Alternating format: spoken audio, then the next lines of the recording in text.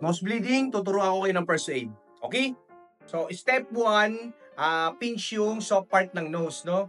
So, yung soft part, no? Kasi dalawa yung part eh. May bony part, tsaka may soft part. Yung bony part, ayan, yung bony part. Ito. Okay, yung step 2, lean forward, no? Papa-lean forward mo yung Ba't patient. ako dati ito ginagalaw ko? Ito ata yung nausing ibong adarna eh, no? Pero mali yun, ha? So, dapat naka-lean forward.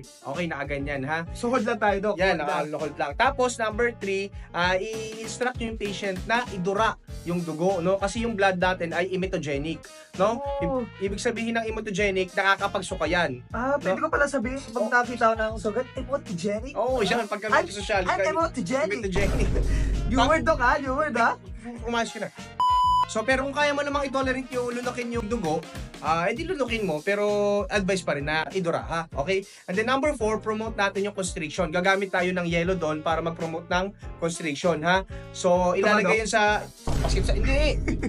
Pasko sa'yo yun eh, yung ano... Yung maliit lang pala, okay, Dok. so, Maliit lang. yung patient nyo na ilalagay yan sa bibig, no? So, pag sa bibig kasi, magpo-promote yun ng vasoconstriction. Or, kung hindi niya talaga matolerate, pwede naman sa likod. Ay, pwede na pala ito. Sorry, hindi ko pa may pa. So, sa likod ng nape niya, ha? Yung iba, nilalagay dito sa harap, kaso kasi hindi natin Good luck sa mga pango. Ay, joke. Peace lang, peace lang. Ano kasi, no? Nai-irritate yung mata nila. So, ito yung most common areas, no? Sa nape natin, sa likod ng neck. Okay? And then, yung procedure na yan, tumatagal lang yan ng at least 10 to 20 minutes. So, kung pagsusumahin, sige nga, ipagsusumahin mo, nakapinch ka, nakapinch, and then yung kaliwang kamay mo nasa likod ng nape. Okay, ganyan ha. Kung may kasama ka, mas better. No? Tapos ganyan ka lang na position for 10 to 20 minutes. Kapag hindi pa rin nag-i-stop yung bleeding, that's the time na kailangan mo na pumunta sa hospital. Okay? So, pagka ganon, magtungo lang kayo, tapos magpa-check up kayo sa doktor. Okay? Akin yung line yan. Okay? So, mapapansin nyo yung bleeding, pwedeng isa lang or dalawa. Ano bang pinagkaiba niyan? Pagka harap, pagka isa lang yung bleeding, kadalasan yan, anterior part lang, naapektuhan yung Kessel box plexus.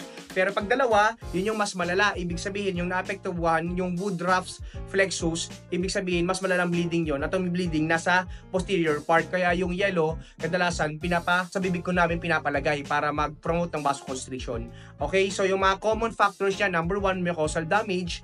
Ibig sabihin, pagka madalas ka mangulangot, o kaya pag dry yung weather, o kaya sobrang tindi ng weather, sa atin ngayon, nag-iiba yung temperatura, no? Ang daming pumupunta sa akin na nagbe-bleeding, no? That's normal kasi sobrang lamig ngayon, no? And then number 2, trauma sa basketball or naunto, ganyan, no? So common yan na nasisira yung Kessel's back plexus natin. And then kapag tayo ay hina-high blood, sobrang tindi ng pressure, pumuputok yung mga vessel natin. So pagka ganyan, huwag kayong kabahan, although medyo nakakatakot siya tignan, common yan na at least 60% ng population naapektuhan ng ganyan.